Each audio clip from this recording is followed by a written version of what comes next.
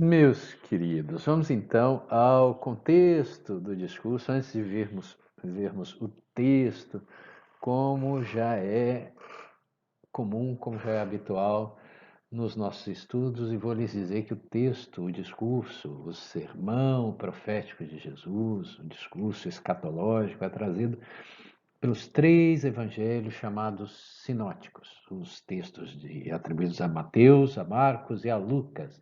São chamados sinóticos porque vão partir de um ponto de vista ou de idênticas fontes primárias, textos comuns para a elaboração de suas peças literárias, que vão ser editadas, as informações disponíveis, com uma grande convergência de textos, mas cada um vai situá-la aqui ou ali, conforme o seu próprio olhar, acrescentando ou suprimindo alguma informação. Por isso a expressão sinótico, ela remonta à ideia de você lançar um olhar conjunto, um olhar comum, como a convidar os leitores que leiam esses textos em paralelo para deles extraírem o seu melhor entendimento.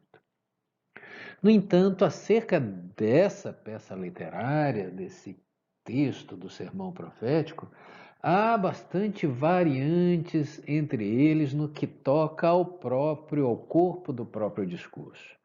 E também há bastante concordâncias. Dentre as concordâncias, todos vão ser uníssonos em situar esse sermão, o marco temporal dele, ao final da vida de Jesus, já no ano de 31 depois de Cristo, na fase final da encarnação do Verbo Divino. Vão divergir, sobretudo Mateus e Lucas, no contexto, em situar a demarcação do momento do discurso, isso porque Lucas o situa ainda na entrada ou na chegada da expedição a Jerusalém, dentro da estrutura lucana que eu já comentei com vocês, de colocar Jesus sempre em movimento, sempre em narrativas de viagem, na sua peça literária. Essa é a penúltima grande viagem de Jesus, a subida até Jerusalém, considerando em termos teológicos que a última remonta à volta para a casa do Pai ali no Gólgota. Né?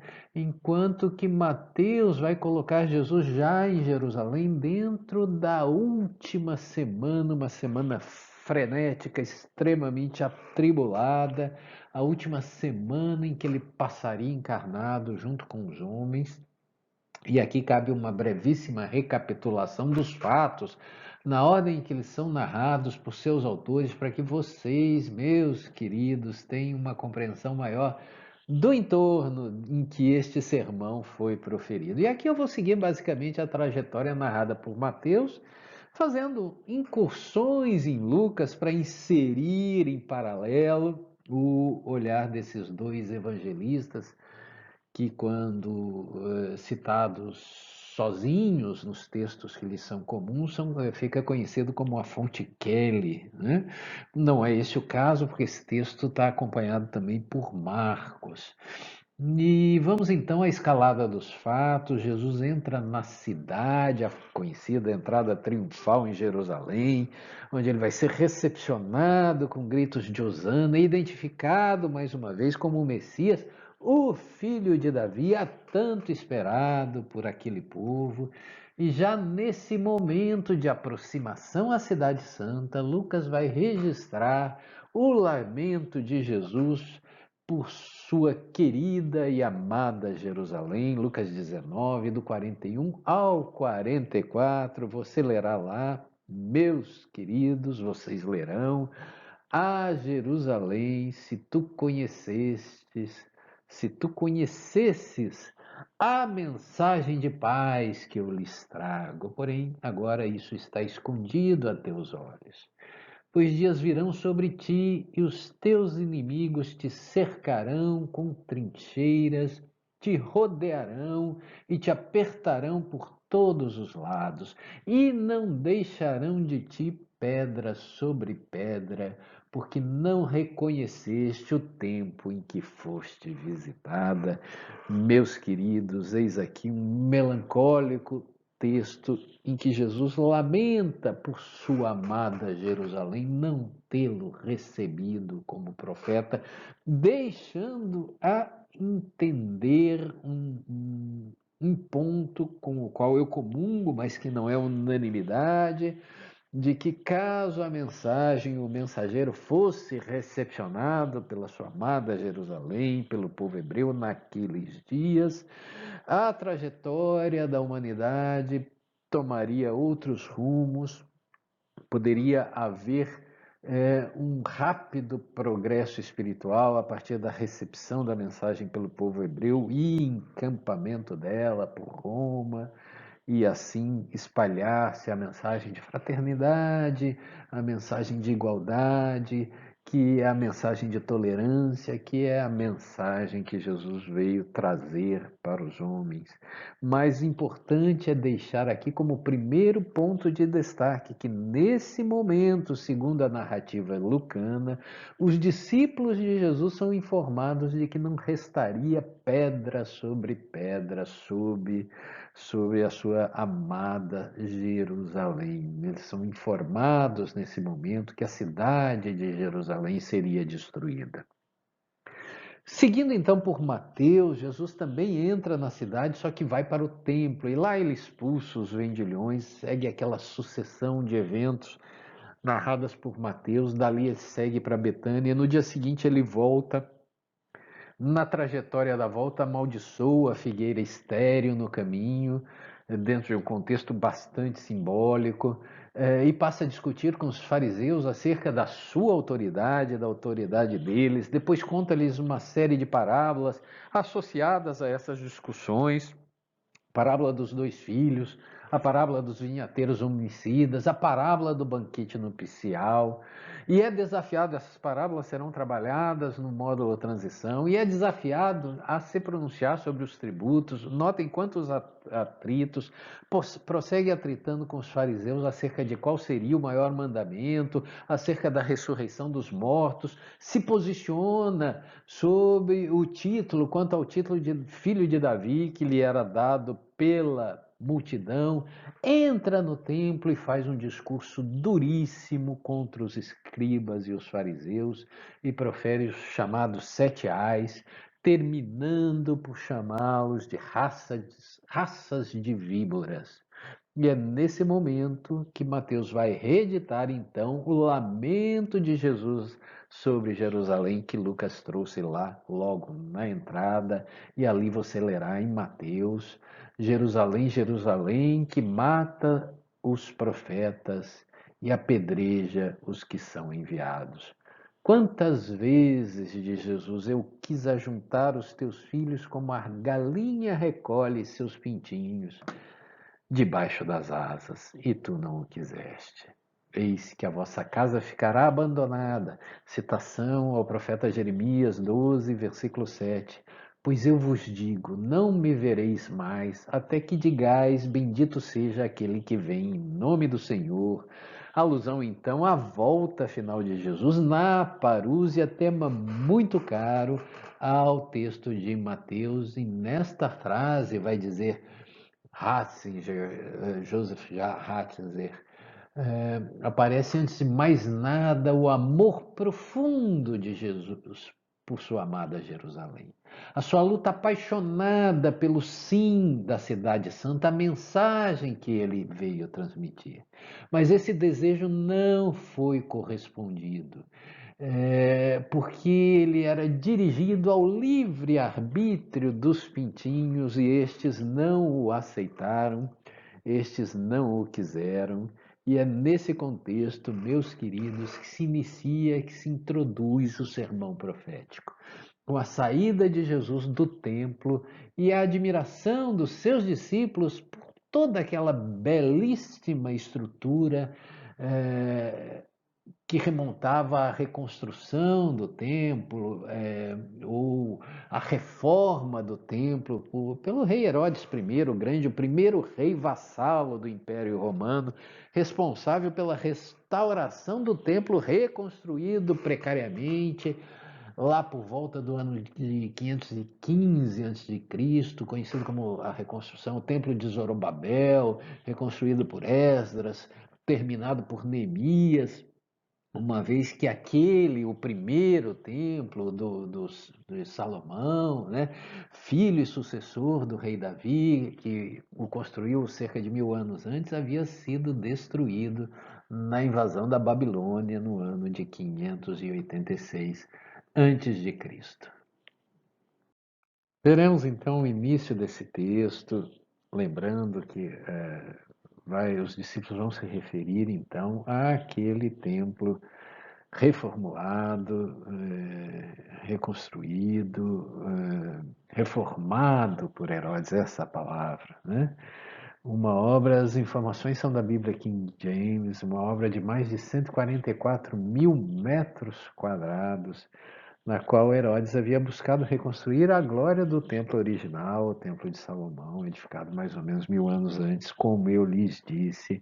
A Bíblia de Jerusalém vai descrevê-lo como uma magnífica estrutura de pedras creme, adornadas de ouro, um muro feito com blocos de pedras de 60 centímetros de largura por até 5 metros de comprimento, que circundava o templo e que chamou a atenção dos discípulos de Jesus, conforme nós vamos ver, é a essa estrutura do templo a que os discípulos se referem na introdução desse sermão, admirados com sua beleza. E aí você vê, acompanhe comigo, quando Jesus ia saindo do templo, segundo Mateus, né, Marcos também, os seus discípulos se aproximam dele para lhes mostrar a estrutura e chamar a atenção de Jesus a respeito da estrutura. Vai dizer Marcos, olha que pedras e que edifícios. Lucas vai dizer, olha as pedras e as dádivas. O Jesus vai lhes dizer que não ficaria ali, então, pedra sobre pedra. Vedes tudo isso, em verdade vos digo, não ficará aqui pedra sobre pedra. E aqui, meus queridos, é importante situar um segundo ponto de destaque, porque, lembrando da narrativa de Lucas, na chegada em Jerusalém, os discípulos foram informados que a cidade seria destruída. E aqui, nesse momento, eles são informados pelo seu mestre que não somente a cidade seria destruída, mas o templo também passaria pela segunda destruição. E essa segunda destruição, até o momento, é a definitiva destruição do Templo de Jerusalém, embora informações nos cheguem de que os judeus já estão se mobilizando desde 1998, quando foi o jubileu do retorno de Israel, né, para sua terra, o reconhecimento como Estado de Israel, né? Desde então, eles já estão pagando uma espécie de dízimo. Foi instituído o primeiro ano do dízimo para a reconstrução, para o terceiro templo, e essa reconstrução ainda está quer dizer, essa dizimação, essa arrecadação com vistas à reconstrução do templo, ela está em andamento, dizem relatos que nos chegam. Mas prosseguindo aqui naquilo que mais nos toca, né? Ouvindo aquela resposta que era quase que um anticlímax para o que eles estavam esperando, os discípulos então buscam saber mais a respeito e retomam o tema com Jesus, agora já no Monte das Oliveiras, onde eles acampavam. E aí vamos ver Mateus 24:3, estando assentado no Monte das Oliveiras, chegaram-se a ele os seus discípulos. O evangelista Marcos, notem a importância da leitura em paralelo dos textos sinóticos. Marcos vai identificar quem foram esses discípulos. Ele vai dizer que foram Pedro e Tiago, João e André, os irmãos Pedro e André, João e Tiago, que lhe perguntaram em particular. No entanto, Mateus vai registrar 3 perguntas. E vai dizer, dize-nos, pergunta número 1, quando serão essas coisas? Quando se dará a destruição do templo? E 2, que sinal haverá de tua vinda? Um tema muito típico de Mateus. E 3, quando será o final da era, o final desse mundo, porque havia essa crença naquele momento, que o mundo caminhava para o final da história. Então, notem que Mateus submete 3 perguntas à apreciação de Jesus. Quando vai ser isso? Se refere à destruição do templo. Qual o sinal da tua vinda, volta, parúzia? Tem muito caro a solução final de Mateus para a frustração da implantação imediata do reino, que era aquilo que não só os discípulos, mas todo o povo hebreu esperava dentro da perspectiva do messianismo davídico, da qual eu já lhes falei. E qual o sinal do final da era do mundo? Porque aqueles dias havia essa expectativa de que o mundo caminhava para o final, sendo essa uma expectativa, uma perspectiva tipicamente judaica. Marcos e Lucas vão reportar-se apenas a 2 perguntas, registram eles, dize-nos quando serão estas coisas. E por essas coisas eles englobam a destruição da cidade e do templo. E que sinal haveria de ter quando elas estiverem para se cumprir? Voltando um pouquinho na versão, no olhar mateano, né? A despeito de ser ele o mais versado nas escrituras sagradas, na Bíblia hebraica, no Tanakh, ele vai elaborar a sua convivência com Jesus e a perspectiva messiânica, ele vai reformular, vai reconfigurar essa perspectiva, saindo do messianismo davídico e trazendo o profeta Isaías, com aquela visão do servo sofredor, e vai elaborar isso tudo para um momento futuro e distinto do final da era, nos moldes que eram preconizados pelos judeus de então, que esperavam o Messias para restabelecer a primazia do povo hebreu naquele momento, dentro daquela perspectiva messiânica, né? Então, Marcos e Lucas agrupam esses acontecimentos porque talvez estivessem presos a essa ideia de que o Messias viria a recompor todas as coisas para aqueles dias. Eu não sei exatamente se há uma distinção significativa entre a pergunta 2, que se reporta à parúzia, e a pergunta 3, que se reporta ao final da era, ao final dos tempos. E se nós entendermos, como é possível entender, que a volta de Jesus leva a uma finalização dos tempos, tal qual a gente vive ou reconhece, né? A volta de Jesus, simbólica ou concreta, leva necessariamente à instauração de uma nova era, né? No entanto, numa interpretação histórica, dentro de uma perspectiva temporal e de linearidade, né, essas coisas vão ocorrer na forma de um processo, né? Um processo de assimilação por parte dos discípulos das lições e deixadas por Jesus, com a consequente aplicação dessas lições na sociedade. De maneira que a gente pode dizer que Jesus volta aos poucos, se é que algum dia ele se ausentou, e a humanidade caminha inexoravelmente ao seu encontro. Porém, esse não era e nem poderia ser o entendimento da teologia tradicional, para quem a volta de Jesus é um evento e marcará o final da história, pelo menos como nós a conhecemos, né? Na volta de Jesus, no juízo final, a ressurreição dos corpos, a recriação do Éden para os eleitos e toda aquela história que os patrísticos conduziram à mensagem cristã, né? Nesse contexto, a Bíblia King James vai apresentar, que tem orientação evangélica, vai apresentar o discurso de Jesus e o relacionar com a pergunta dos discípulos, de maneira que para ela Jesus teria começado a responder aquelas indagações pelo final, ou seja, pela última pergunta, o final dos tempos, encontraria a resposta nos versículos 4 a 14 de Mateus.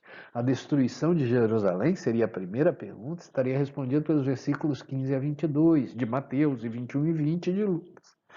Já o retorno de Jesus, a parúzia, estaria contemplada nos versículos 23 a 31 de Mateus.